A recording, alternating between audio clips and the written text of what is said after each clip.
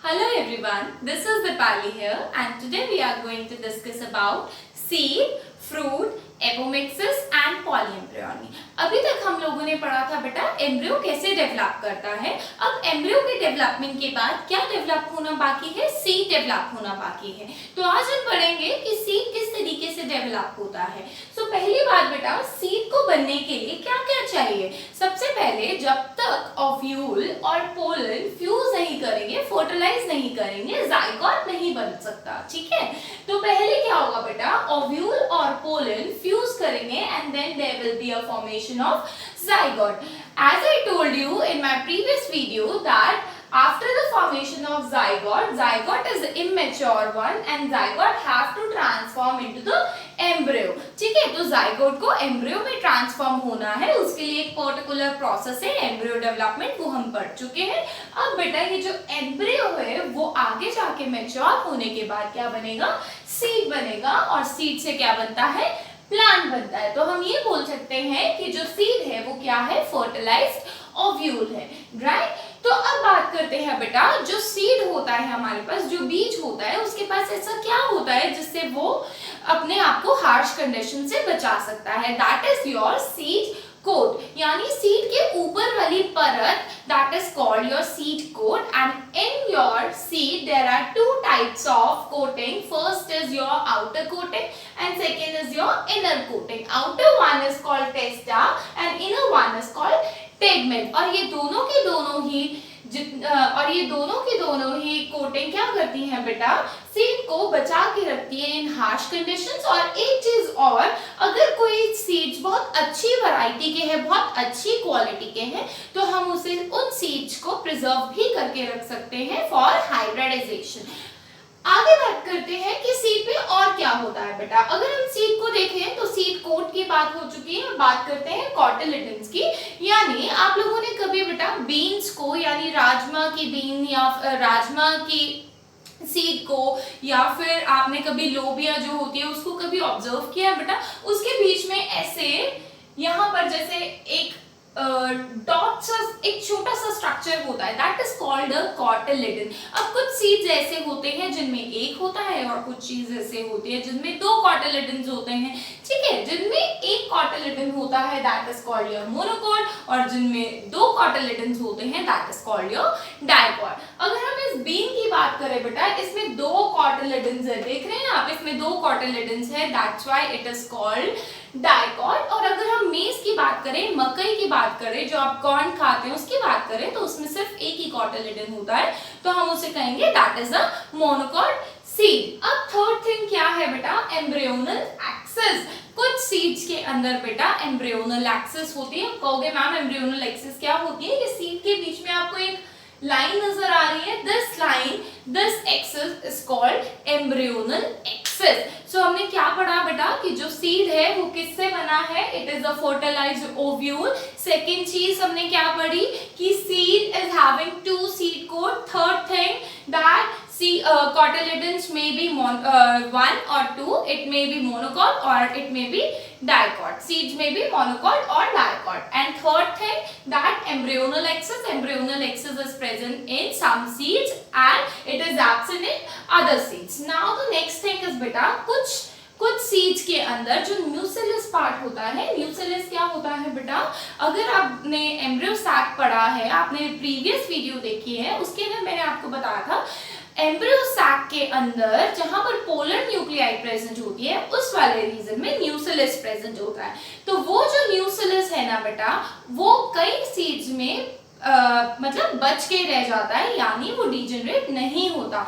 अगर वो डीजनरेट नहीं होता तो फिर क्या होगा, यानी अगर वो डीजनरेट ही नहीं होगा तो कुछ केसेस में वो क्या होता है, एडिबल होता है, यानी खाने लायक होता है।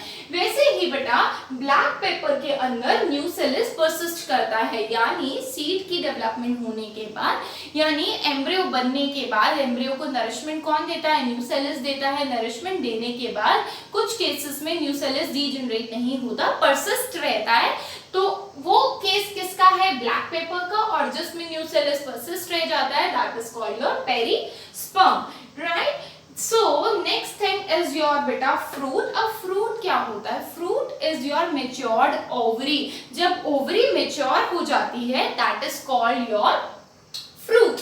सो बेटा अब जो फ्रूट की आउटर कवरिंग होती है, वॉल जो है फ्रूट की, that is called your pericarp. So आप कैसे लर्न कर सकते हो बेटा? जो पेरी वर्ड होता है, पेरी का मतलब होता है आउटर, तो आप लर्न कर सकते हैं कि the outer wall of the fruit is called pericarp. Now the fruits are of two type. First is your fleshy fruits and second is your dry fruit. अब बेटा fleshy fruits वो होंगे जो कि पल्पी होंगे, जैसे मैंगो है, ठीक है, तो वो क्या है आपका fleshy fruits में आ जाएगा। ऑरेंज क्या है? वो fleshy fruits में आ जाएगा क्योंकि उनमें पल्प होता है, और ड्राई में ग्राउंडनट एंड मस्टर्ड आ जाएंगे, ठीक है। So this is all about your fruit. Now fruit, one kind of fruit is parthenocarpic fruit. अब पार्थेनो का मतलब होता है फॉल्स फ्रूट। अब कहोगे मैम फॉल्स फ्रूट का क्या मतलब है? बेटा फॉल्स फ्रूट का मतलब है कि ऐसे फ्रूट्स जिनमें फर्टिलाइजेशन के बिना ही फ्रूट डेवलप हो जाते हैं, that is called your parthenocarpic fruits. तो अगर बिना फर्टिलाइजेशन के फ्रूट डेवलप हुए हैं तो इन केस में बेटा क्या होगा? सीड्स नहीं होंगे। एक चीज और है, एक इसी की तरह मिलता जुलता कॉन्सेप्ट है, दैट इज एपोमिक्सिस और गैमोस्पर्मी।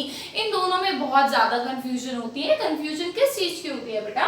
दोनों ही बिना फर्टिलाइजेशन के बनते हैं, यानी दोनों में ओव्यूल और पोलन का फ्यूजन नहीं होगा। तो होगा क्या बेटा? दोनों के अंदर सिर्फ एक चीज है कि यहाँ पर तो सीड ही नहीं बनेंगे, ठीक है जी। पार्थेनोकार्पिक फ्रूट में तो सीड ही नहीं होंगे, और एपोमिक्सिस के अंदर क्या होगा? सीड होंगे, ठीक है। तो इट मींस यहाँ पर भी फर्टिलाइजेशन नहीं है, ये भी कॉमन पॉइंट है, और एपोमिक्सिस में भी फर्टिलाइजेशन नहीं है। बट पार्थेनोकार्पिक फ्रूट्स ऐसे फ्रूट्स होते हैं जहां पर सीड्स नहीं बनते, जैसे कि बनाना, ग्रेप्स, ठीक है, उनमें सीड्स नहीं बनते, यानी बिना फर्टिलाइजेशन के ही आपकी क्या हो रहे हैं? फ्रूट डेवलप कर रहे हैं। और एपोमिक्सिस में सीड बनेंगे बट फर्टिलाइजेशन नहीं होगा। जैसे कि अगर हम बात करें बेटा गैमोस्पर्मी में क्या होता है ना, जैसे ओव्यूल्स जो होते हैं बेटा वो क्या करते हैं? सीधा सीड में कन्वर्ट हो जाते हैं, सीड में ही ट्रांसफॉर्म हो जाते हैं बिना पोलन के साथ फ्यूज किए। So this condition is called apomixis और गैमोस्पर्मी। अब बेटा एक चीज और आती है आपकी, दैट इज योर पॉलीएम्ब्रियोनी। अब पॉलीएम्ब्रियोनी का मतलब क्या होता है बेटा? पॉली का मतलब होता है मेनी, और एम्ब्रियोनी का मतलब होता है बहुत सारे। एम्ब्रियोनी का मतलब होता है एम्ब्रियो, ठीक है। पॉलीएम्ब्रियोनी मींस ऐसी तरीके का ऐसा कॉन्सेप्ट जिसके अंदर बहुत सारे एम्ब्रियो प्रेजेंट है, यानी एक ऐसा फ्रूट जिसमें बहुत सारे एम्ब्रियो प्रेजेंट है। अब बताओ, बहुत सारे एम्ब्रियो होंगे तो बहुत सारे सीड भी तो होंगे, क्योंकि एम्ब्रियो से ही क्या बनता है? सीड बनता है। तो पॉलीएम्ब्रियोनी मींस बहुत सारे एम्ब्रियो और बहुत सारे सीड्स आपको किस में दिखाई देते हैं? जैसे कि आपका ऑरेंज, जैसे कि आपका लेमन। तो बेटा इन केसेस में बहुत सारे एम्ब्रियो कैसे बनते हैं? क्योंकि आप लोगों ने देखा है, मैंने आपको बताया था लास्ट टू लास्ट वीडियो के अंदर कि बेटा सिनर्जिड्स और एंटीपोडल्स क्या करते हैं? एम्ब्रियो साथ में क्या करते हैं? डीजनरेट कर जाते हैं। बट इन केसेस में, ऑरेंज की केस में क्या होता है बेटा? सिनर्जिड्स और एंटीपोडल्स नहीं डीजनरेट करते हैं, और उनसे ही क्या बन जाता है? एक नया सीड्स डेवलप कर जाता है। यानी सिनर्जिड्स और एंटीपोडल्स क्या बना देते हैं? सीड बना देते हैं। सो that's why in certain fruits we get so many of embryos or so many of seeds, right बेटा। देखो, और एक चीज और है बेटा कि ये जो न्यूसिलिस है, कई केसेस में न्यूसिलिस भी सीड को डेवलप कर सकता है, ठीक है, ये भी पॉलीएम्ब्रियोनी का ही एक पार्ट है। So the next thing is बेटा योर अमेजिंग फैक्ट। आज का अमेजिंग फैक्ट ये है कि आप लोगों ने विजडम टूथ के बारे में पढ़ा होगा। विजडम टूथ क्या होता है बेटा? जनरली ये जो टूथ होते हैं ये बाद में आते हैं, जब 20 से ऊपर आ जाते हैं, 20 से प्लस एज में होते हैं।